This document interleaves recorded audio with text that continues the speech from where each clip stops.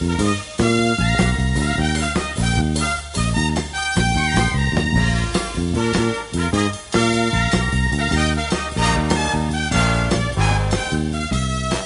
morning, Bucknutters. It's Tuesday, January 26, 2016.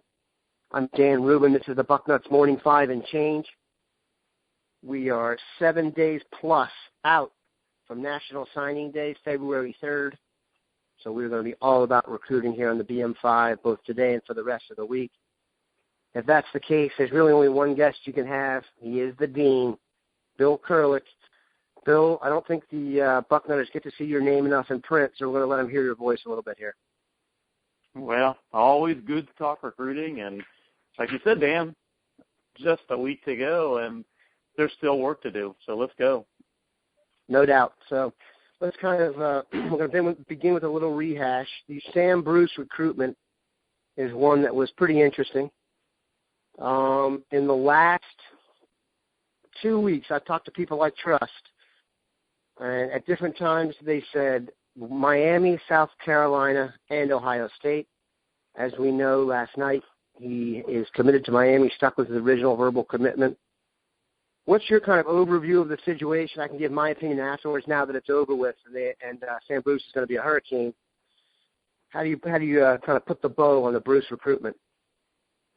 Well, I go back to about a week or so ago when, so many crystal balls were heading or having Bruce trending to Ohio State. And I tried to slow people down a little bit on that one and just kind of warn them or just kind of let them know that wasn't a done deal at that point. I still thought, perhaps it was going to work out, but I knew it wasn't a done deal. I really felt like Sam wanted at that point to be a Buckeye. But again, as I wrote, just because someone wants, to go somewhere perhaps, it doesn't necessarily mean that that's going to happen. Everything has to work out for both sides. Everything, whether it be, for the team or, schematically or player being exactly what you need. Everything has to work out exactly right. It's got to be right for both sides, and I just didn't feel like this was necessarily going to work out exactly right for both sides. And then, of course, Bruce follows it up with an official visit to Miami. And as we know, on Monday night he announced for the Miami Hurricanes. And I think as the weekend went on, a lot of people, got the idea that, hey, this may not happen or probably wouldn't happen, and it wasn't going to happen. And I guess I think at least what I said a week ago headed off a lot of huge disappointment where everybody was thinking he was going to be a Buckeye. Yeah, it's clear, it's not a fit for whatever reason. I'll stick to schematics. I just don't think they need another 5'7" guy on the team. I know he's explosive. If you look at the two of them and you're saying Bruce and DeMario McCall are going to be competing for minutes, I will go with McCall in that case. Also, schematically, the team is shifting. They need more bigger offensive players on the perimeter. I don't think it's ever going to be a problem for Ohio State to go and get a H-back, Harvinish, converted quarterback, scat-back, fast guy if they really need one. So from a schematic reason, I think it's a decent decision. A lot of people think that there are limited – we know there are limited spots left. I think there's a belief that there's one for a defensive back we'll get to, one for a defensive tackle, which we'll get to. But the spot Bruce was, let's call it the wild card spot, a lot of people think that was a domino effect. If no Bruce means they will take Malik Harrison. Do you see it as that? And maybe get us the latest on Harrison.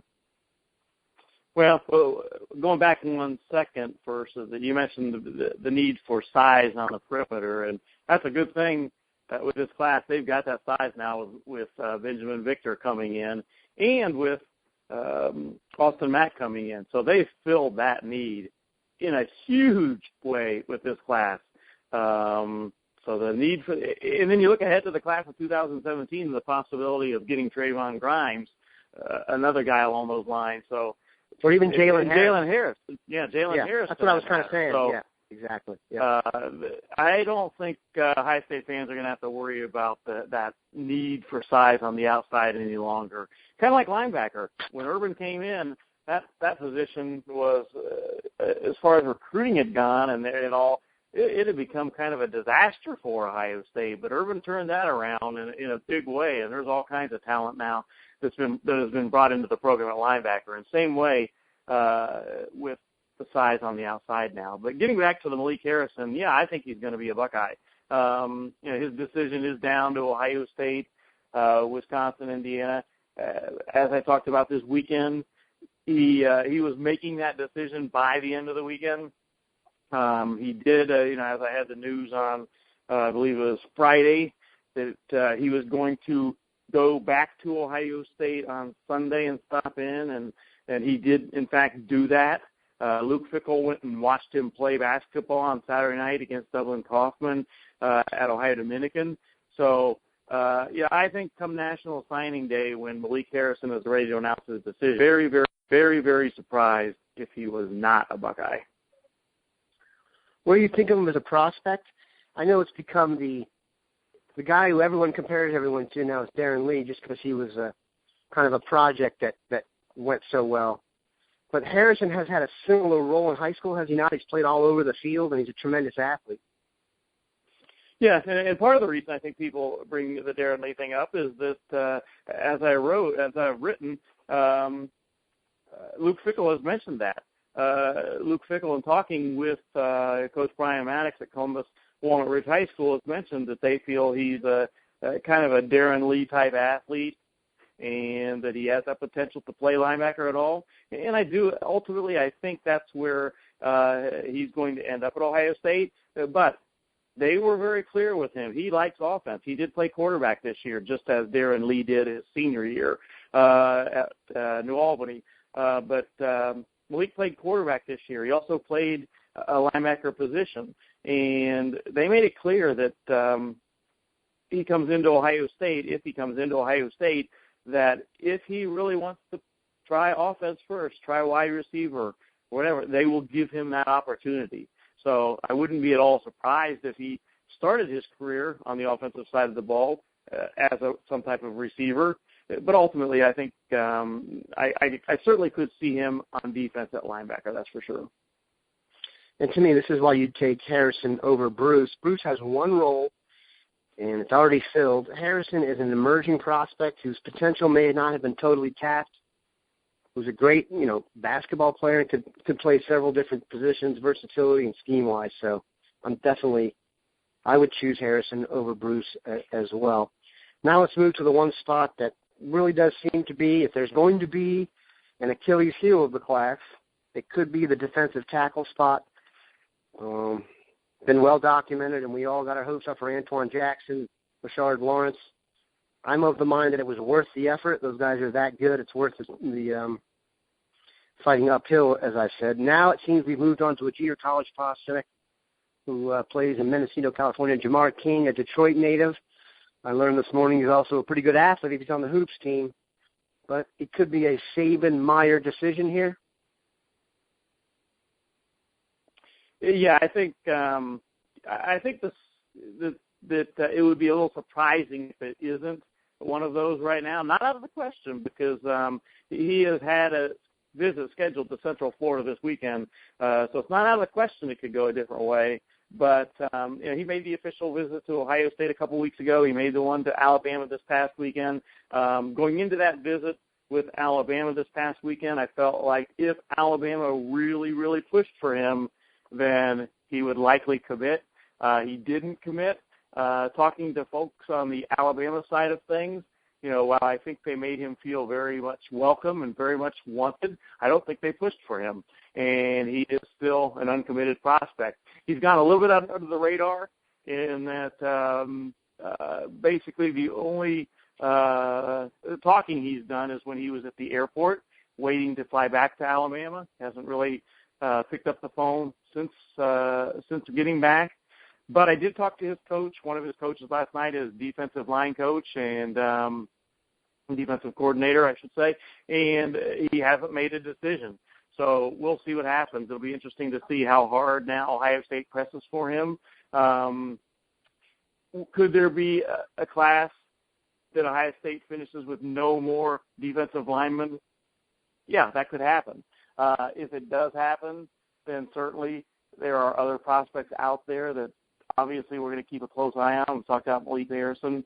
Jordan Fuller's the guy that at the top of the list. And while I don't think it's going to happen, Damar Hamlin's, one of his coaches, insisted yesterday to me that Ohio State is still very much in the running for him.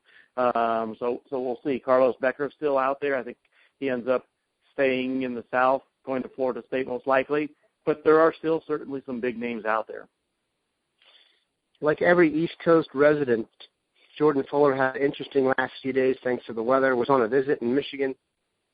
Was there probably a little longer than he needed to be. Well, he was there, so he's longer than he needed to be. But he was there longer than needed to be because of the snow. He's back in New Jersey, I assume, now, and has let it be known he will make his announcement on the Monday of signing day week at 7 p.m. on Twitter.